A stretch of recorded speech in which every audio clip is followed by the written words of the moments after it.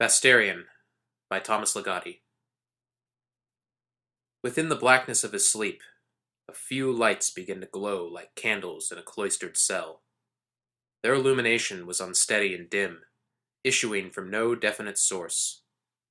Nonetheless, he now discovered many shapes beneath the shadows, tall buildings whose rooftops nodded groundward, wide buildings whose facades followed the curve of a street, dark buildings whose windows and doorways tilted like badly hung paintings.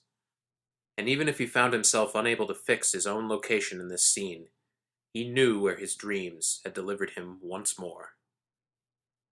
Even as the warped structures multiplied in his vision, crowding the lost distance, he possessed a sense of intimacy with each of them, a special knowledge of the spaces inside them and of the streets which coiled themselves around their mass. Once again he knew the depths of their foundations, where an obscure life seemed to establish itself, a sequestered civilization of echoes flourishing among groaning walls. Yet upon his probing more extensively into such interiors, certain difficulties presented themselves.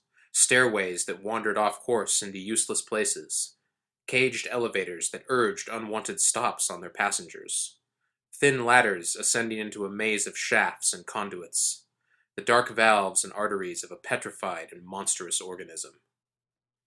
And he knew that every corner of this corroded world was prolific with choices, even if they had to be made blindly in a place where clear consequences and a hierarchy of possibilities were lacking. For there might be a room whose decor exuded a desolate serenity which at first attracts the visitor, who then discovers certain figures enveloped in plush furniture, figures that do not move or speak but only stare, and concluding that these weary mannequins have exercised a bizarre indulgence in repose, the visitor must ponder the alternatives, to linger or to leave.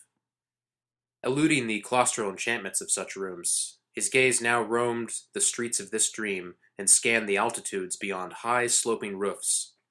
The stars seemed to be no more than silvery cinders which showered up from the mouths of great chimneys and clung to something dark and dense heaving above, a material presence that slouched and slumped, nearly lowering over the horizon. It appeared to him that certain high towers nearly breached this sagging blackness, stretching themselves nightward to attain the farthest possible remove from the world below.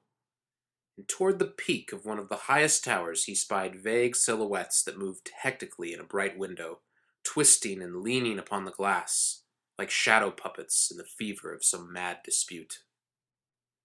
Through the mazy streets his vision slowly glided, as if carried along by a sluggish draught. Darkened windows reflected the beams of grotesquely configured street lamps, and lighted windows betrayed strange scenes which were left behind long before their full mystery could overwhelm the dreaming traveler. Wandering into thoroughfares more remote, he soared past cluttered gardens and crooked gates, drifted alongside a fence of rotted palings that seemed to teeter into an abyss, and floated over bridges that arched above the purling waters of black canals. Near a certain street corner, a place of supernatural clarity and stillness, he saw two figures standing beneath a crystalline glaze of a lantern ensconced high upon a wall of carved stone. Their shadows were perfect columns of blackness upon the livid pavement. Their faces were a pair of faded masks concealing profound schemes. And they appeared to have lives of their own, with no awareness of their dreaming observer, who wished only to live with these specters and know their dreams, to remain in this place that owed nothing to corporeal existence. Never, it seemed, could he be forced to abandon this domain of wayward wonders. Never. Victor Kyrian awoke with a brief convulsion of his limbs, as if he had been chaotically scrambling to break his fall from an imaginary height. For a moment he held his eyes closed, hoping to preserve the dissipating euphoria of the dream. Finally he blinked once or twice. Moonlight through a curtainless window allowed him the image of his outstretched arms and his somewhat twisted hands. Releasing his awkward hold on the edge of the sheeted mattress, he rolled onto his back. Then he groped around until his fingers found the cord dangling from the light above the bed. A small, barely furnished room appeared. He pushed himself up and reached toward the painted metal nightstand. Through the spaces between his fingers he saw the pale gray binding of a book and some of the dark letters tooled upon its cover, VSRN. Suddenly, he withdrew his hand without touching the book, for the magical intoxication of the dream had died, and he feared that he would not be able to revive it. Freeing himself from coarse bed covers, he planted his feet on the cold floor, elbows resting on his legs and hands loosely folded. His hair and eyes were pale, and his complexion rather grayish, suggesting the color of certain clouds, or that of long confinement. The only window in the room was just a few steps away, but he kept himself from approaching it, from even glancing in its direction. He knew exactly what he would see at that time of night. Tall buildings, wide buildings, dark buildings, a scattering of stars and lights, and some lethargic movement in the streets below. In so many ways, the city outside the window was a semblance of that other place, which now seemed impossibly far off and inaccessible. But the likeness was evident only to his inner vision, only in the recollected images he formed when his eyes were closed or out of focus. It would be difficult to conceive of a creature for whom this world, its bare form seen with open eyes, represented a coveted paradise. Now standing before the window, his hands deep in the pockets of a papery bathrobe, he saw that something was missing from the view, some crucial property that was denied to the stars above and the streets below, some unearthly essence needed to save them. Though unspoken, the word unearthly reverberated in the room. In that place, and at that hour, the paradoxical absence, the missing quality, became clear to him. It was the element of unreality.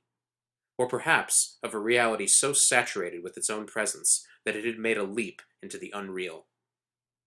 Such was the secret sanctuary of Victor Kirian, a votary of that wretched sect of souls who believe that the only value of this world lies in its power, at certain times, to suggest another.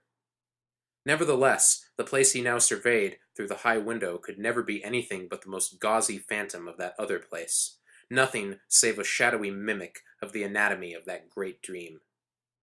And though there were indeed times when one might be deceived, isolated moments when a gift for disguise triumphed, the impersonation could never be perfect or lasting. No true challenge to the rich unreality of Vastarien, where every formation suggested 1,000 others, every sound disseminated everlasting echoes, every word founded a world. No horror, no joy was the equal of the abysmally vibrant sensations known in this place that was elsewhere, this spellbinding retreat where all experiences were interwoven to compose fantastic textures of feeling, a fine and dark tracery of limitless patterns. For everything in the unreal points to the infinite, and everything in Vastarien was unreal, unbounded by the strictures of existing. Even its most humble aspects proclaimed this truth. Was there anything or anywhere in tedious actuality that could conjure the abundant and strange imaginings in the dream? Then, as he focused his eyes upon a distant part of the city, he recalled the place that had opened the door to his long-sought abode of exquisite disfigurations. Nothing of what lay within was intimated by its modest entranceway. A rectangle of smudged glass within another rectangle of scuffed wood. A battered thing lodged within a brick wall at the bottom of a stairway leading down from a crumbling street. And it pushed easily inward, merely a delicate formality between the underground shop and the outside world. Inside was an open room of vaguely circular shape that seemed more like the lobby of an old hotel than a bookstore. The circumference of the room was composed of crowded shelves whose separate sections were joined to one another to create a polygon of 11 sides, with a long desk standing where a 12th would have been. Beyond the desk stood more bookshelves, their considerable length leading into shadows. At the furthest point from this part of the shop, Victor Kirian began his circuit of the shelves, which appeared so promising in their array of ruddy bindings, like remnants of a luxuriant autumn. Very soon, however, he felt betrayed, as the mystique of the Librairie des Grimoires was stripped away to reveal, in his eyes, a sideshow of charlatanry. For this disillusionment he had only himself to blame. It was his own fault that he continually subjected himself to the discrepancy between what he hoped to find and what he actually found in such establishments. In truth, There was little basis for his belief that there existed some arcana of a different kind altogether from that tendered by the books before him, all of which were sodden with an obscene reality. The other worlds portrayed in these books served only as annexes of this one. They were impostors of the authentic unreality, which was the only redemption for Victor Kirian. And it was this terminal point that he sought, not those guidebooks of the way to useless destinations, heavens or hells that were mere pretexts for circumnavigating the real and reveling in it. For he dreamed of shadowed volumes that preached no earthly catechisms, but delineated only a tenebrous liturgy of the spectral and rites of salvation by way of meticulous derangement, his absolute, to dwell among the ruins of reality. And it seemed to surpass all probability that there existed no bibliographic representation of this dream, no elaboration of this vision in a delirious Bible that would be the blight of all others, a scripture that would begin with portents of apocalypse and end with the wreck of all creation. He had, in fact, come upon passages in certain books that approached this ideal, hinting to the reader, almost admonishing him, that the pages before his eyes were about to offer a view from the abyss and cast a wavering light on desolate hallucinations, to become the wind in the dead of winter and howl the undoing of all that would abide in warmth and light. So might begin an enticing verse in a volume of esoterica. But soon the bemazed visionary would falter, retracting the promised flight to emaciated landscapes of unbeing, perhaps offering an apologetics for this lapse into the unreal. The work would then take up the time-worn theme, disclosing its true purpose and belaboring the most futile and profane of all ambitions, the dream of attaining some untainted good, with mystic knowledge as its drudge. The vision of a disastrous enlightenment was conjured up in passing and then cast aside. What remained was invariably a metaphysics as systematically trivial and debased as the world it purported to transcend, a manual outlining the path to some hypothetical state of pure glory. What remained lost was the revelation that nothing ever known has ended in glory, that all which ends does so in exhaustion, confusion, and debris. All the same, a book that contained even a deceitful gesture toward Victor Kirian's truly eccentric absolute might indeed serve his purpose. Directing the attention of a bookseller to selected contents of such books, he would say, "I have an interest in a certain subject area. Perhaps you will see, that is, I wonder, do you know of other, what should I say, sources that you would be able to recommend to assist me in my research? By which I mean..." Sometimes he was referred to another bookseller, or to the owner of a private collection. Occasionally it happened that he had been ludicrously misunderstood when he found himself on the fringe of a society devoted to some strictly demonic enterprise. The very bookshop in which Victor Kirian was now browsing represented only the most recent digression in a search without progress. But he had learned to be cautious and would try to waste as little time as possible in determining whether or not there was anything for him here. Thus, he intently flipped through the pages of one book after another. Absorbed as he was in perusing so much verbiage, he was startled when someone with a voice like that of a child spoke to him. "Have you seen our friend?" asked a nearby voice, startling him somewhat. Victor Kirian turned to face the stranger. The man was rather small and wore a black overcoat. His hair was also black and fell loosely across his forehead. Besides his general appearance, there was also something about his presence that made one think of a crow, a scavenging creature in wait. "Has he come out of his sanctum?" the man asked, gesturing toward the empty desk and the dark area behind it. "I'm sorry, I haven't seen anyone," Kirian replied. "I only now noticed you." "I can't help being quiet. Look at these little feet," the man said, indicating his highly polished pair of black shoes. Without thinking, Kirian looked down. Then, feeling duped, he looked up again at the smiling stranger. "You look very bored," said the human crow. "I'm sorry? Never mind. I can see that I'm bothering you." Then the man walked away, his coat flapping slightly, and began scanning some distant bookshelves. "I've never seen you in here before," he said from across the room. "I've never been in here before," Kirian answered. "Have you ever read this?" the stranger asked, pulling down a book and holding up its wordless black cover. "Never," Kyrian replied without so much as glancing at the book. Somehow this seemed the best action to take with this character, who appeared to be foreign in some indefinable way. Well, you must be looking for something special, continued the other man, replacing the black book on its shelf. And I know what that's like, when you're looking for something very special. Have you ever heard of a book, an extremely special book that is not... yes, that is not about something, but actually is that something? For the first time, the obnoxious stranger had managed to intrigue Kyrian, rather than annoy him. That sounds... he started to say, but then the other man exclaimed, there he is, there he is. Excuse me. It seemed that the proprietor, that mutual friend, had finally made his appearance and was now standing behind the desk, looking toward his two customers. My friend, said the Crow Man, as he stepped with outstretched hand over to the smoothly bald and softly fat gentleman. The two of them shook hands. For a few moments they chatted quietly, much too quietly for Victor Kyrian to hear what they were saying. Then the Crow Man was invited behind the desk, and, led by the corpulent bookseller, made his way into the darkness at the back of the shop. In a distant corner of that darkness, the brilliant rectangle of a doorway suddenly flashed into outline, emitting through its frame a large, two-headed shadow. Left alone among the worthless volumes of that shop, Victor Kyrian felt the sad frustration of the uninvited, the abandoned. More than ever he had become infected with hopes and curiosities of an indeterminable kind, and he soon found it impossible to remain outside that radiant little room the other two had entered, and at whose door he presently stood in silence.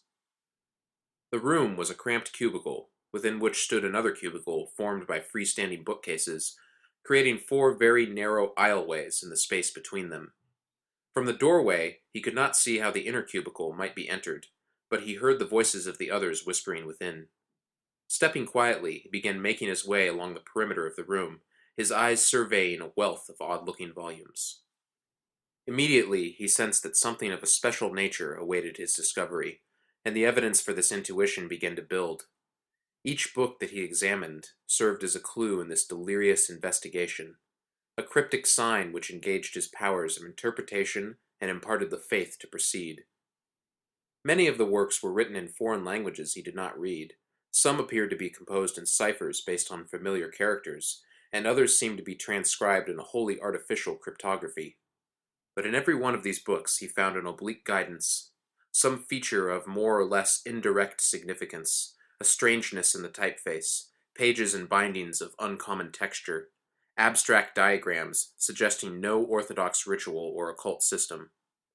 Even greater anticipation was inspired by certain illustrated plates, mysterious drawings and engravings that depicted scenes and situations unlike anything he could name.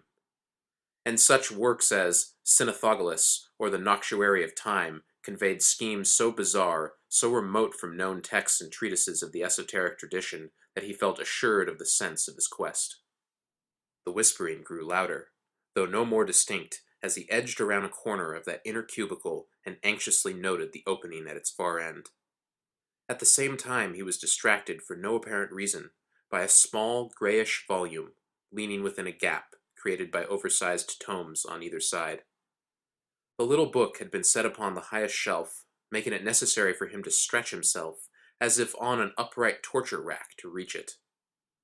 Trying not to give away his presence by the sounds of his pain, he finally secured the ashen-colored object, as pale as his own coloring, between the tips of his first two fingers. Mutely he strained to slide it quietly from its place. This act accomplished, he slowly shrunk down to his original stature and looked into the book's brittle pages. It seemed to be a chronicle of strange dreams, yet somehow the passages he examined were less of a recollection of unruled visions than a tangible incarnation of them. Not mere rhetoric, but the thing itself, just as the Crow Man had described.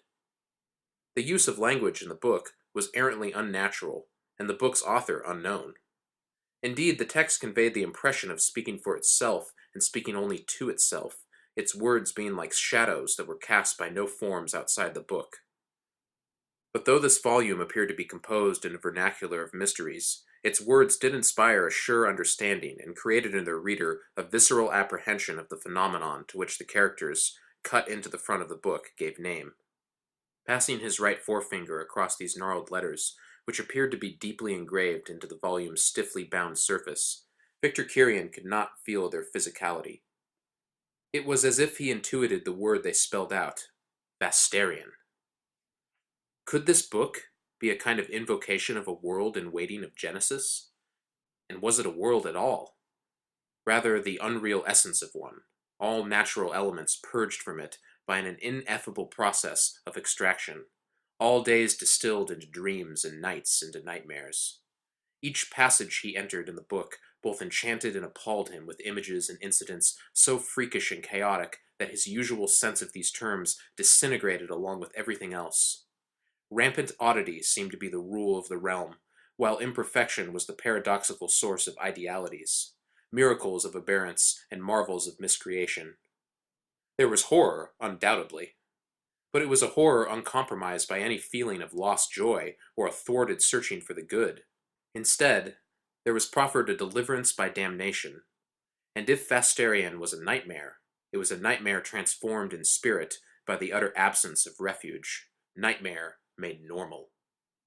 "I'm sorry, I didn't see that you had drifted in here," said the bookseller in a high, thin voice. He had just emerged from the inner chamber of the room, and was standing with arms folded across his wide chest. "Please don't touch anything, and may I take that from you?" The right arm of the bookseller reached out, then returned to its former place when the man with the pale eyes did not relinquish the merchandise. "I think I would like to purchase it," said Kirian. "I'm sure I would if—" "Of course, if the price is reasonable," finished the bookseller. "But who knows? You might not be able to appreciate how valuable these books can be. The one in your hands," he said, removing a little pad and pencil from inside his jacket and scribbling briefly. He ripped off the top sheet and held it up for the would-be buyer to see, then confidently put away all writing materials, as if that would be the end of it. "But there must be some latitude for bargaining," Kirian protested. "I'm afraid not," answered the bookseller. "Not with something that is the only one of its kind, as are many of these volumes. Yet the book you are holding, that single copy—" A hand touched the bookseller's shoulder and seemed to switch off his voice. Then the Crow Man stepped into the aisleway, his eyes fixed upon the object under discussion, and asked, "Don't you find that book is somewhat difficult?" "Difficult," repeated Kirian. "I'm not sure. If you mean that the language is strange, I would have to agree, but—" "No," interjected the bookseller, "that's not what he means at all." "Excuse us for a moment," said the Crow Man. Then both men went back into the inner room, where they whispered for some time. When the whispering ceased, the bookseller came forth and announced that there had been a mistake. The book, while something of a curiosity, was worth a good deal less than the price earlier quoted. The revised evaluation, while still costly, was within the means of this particular buyer, who agreed at once to pay for it. Thus began Victor Kirian's preoccupation with a certain book and a certain hallucinated world, though to make a distinction between these two phenomena ultimately seemed an error. The book, indeed, did not merely describe that strange world, but, in some obscure fashion, was a true composition of the thing itself, its very form incarnate. Each day thereafter he studied the hypnotic episodes of the little book. Each night, as he dreamed, he carried out shapeless expeditions into its fantastic topography. To all appearances, it seemed, he had discovered the summit or abyss of the unreal, that utopia of exhaustion, confusion, and debris where reality ends and where one may dwell among its ruins.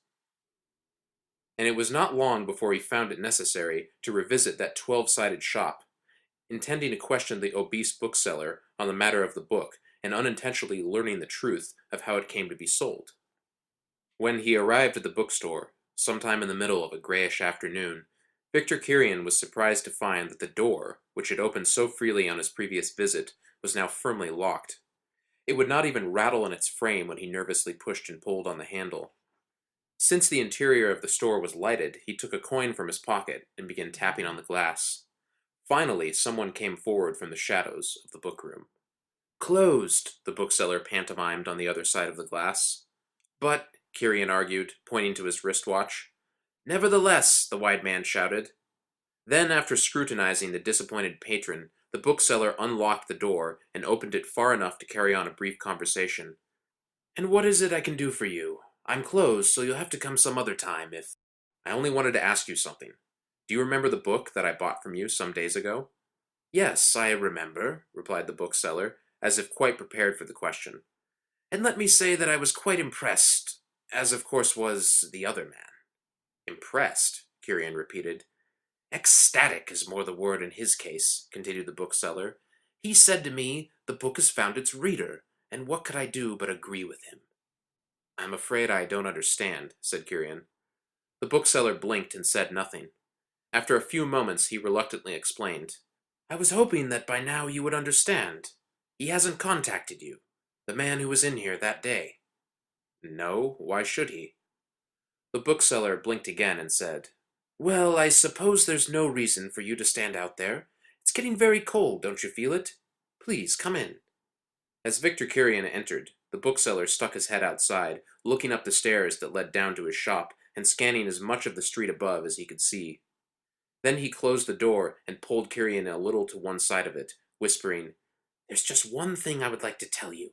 I made no mistake the other day about the price of that book. And it was that price which was paid by the other man, minus the small amount that you contributed. I didn't cheat anyone, least of all him.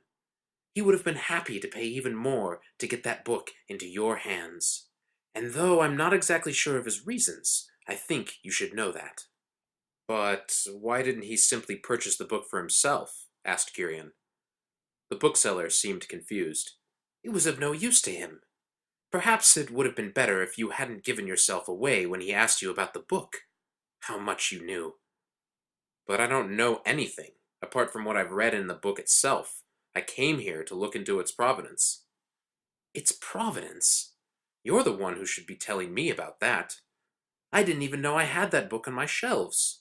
I tried to price it out of your hands, but I should have expected that he wouldn't allow that.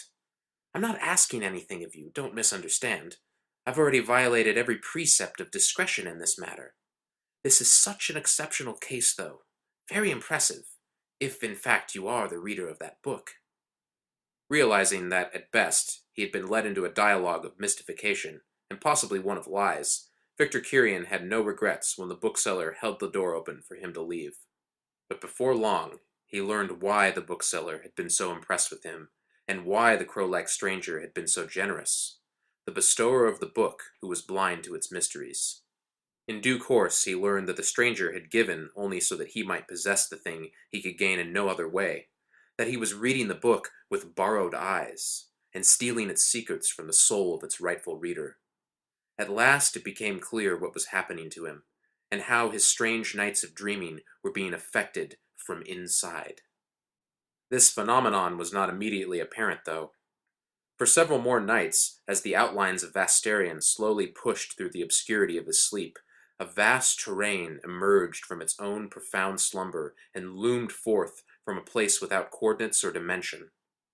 And as the oddly angled monuments became manifest once again, they seemed to expand and soar high above, coaxing his sight toward them. Progressively the scene acquired nuance and articulation. Steadily the creation became dense and intricate within its black womb.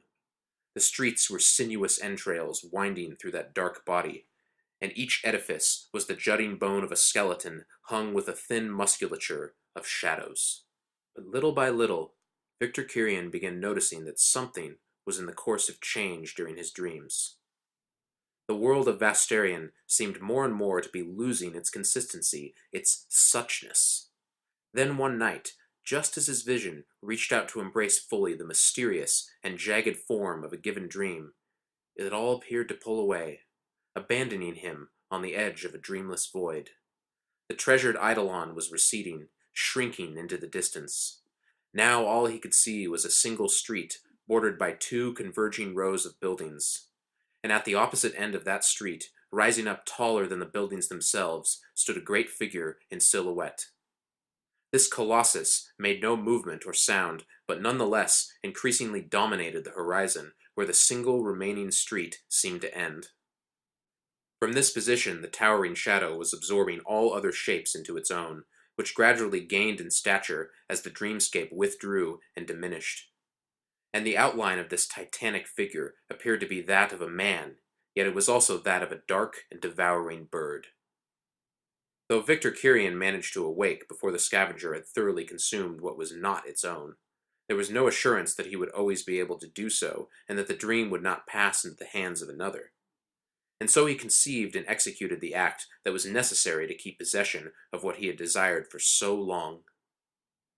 "Vastarien," he whispered as he stood in the shadows and moonlight of that bare little room, where a monolithic metal door prevented his escape. Within that door a small square of thick glass was implanted, so that he might be watched by day and by night. And there was an unbending web of heavy wire covering the window which overlooked the city that was not Vastarien. "Never," chanted a voice, which might have been his own. Then more insistently, "I told him that! I told him! Never, never, never!" When the door opened, and some men in uniforms entered the room, they found Victor Kirian screaming to the raucous limits of his voice and trying to scale the thick metal mesh veiling the window, as if he were dragging himself along some unlikely route of liberation. Of course they pulled him to the floor, and they stretched him out upon the bed, where his wrists and ankles were tightly strapped. Then through the doorway strode a nurse, who carried a slender syringe crowned with a silvery needle. During the injection, he continued to scream words which everyone in the room had heard before, each outburst developing the theme of his unjust confinement. How the man he had murdered was using him in a horrible way, a way impossible to explain or make credible. The man could not read the book. There, that book, and was stealing the dreams which the book had spawned. "Stealing my dreams," he mumbled softly as the drug began to take effect. "Stealing my—" The stewards of Victor Kirian's incarceration remained around his bed for a few moments, silently staring at its restrained occupant. Then one of them pointed to the book and initiated a conversation now familiar to them all. "What should we do with it? It's been taken away enough times already, but then there's always another that appears. And there's no point to it. Look at these pages. Nothing. Nothing written anywhere. So why does he sit reading them for hours? He does nothing else. I think it's time we told someone in authority. Of course, we could do that, but what exactly would we say? That a certain inmate should be forbidden from reading a certain book? That he becomes violent? And then they'll ask why we can't keep the book away from him, or him from the book. What should we say to that? There'd be nothing we could say. Can you imagine what lunatics we would seem? As soon as we opened our mouths, that would be it, for all of us. And when someone asks what the book means to him, or even what its name is, what would be our answer?" As if in response to this question, a word was uttered by the criminally insane creature bound to the bed, but none of them could understand the meaning of what he had said. They were part of a world of overbearing and yet deficient realities. They were shackled for life to their own bodies, while he was now in a place that owed nothing to corporeal existence. And never, it truly seemed, could he be forced to abandon this domain of wayward wonders. Never.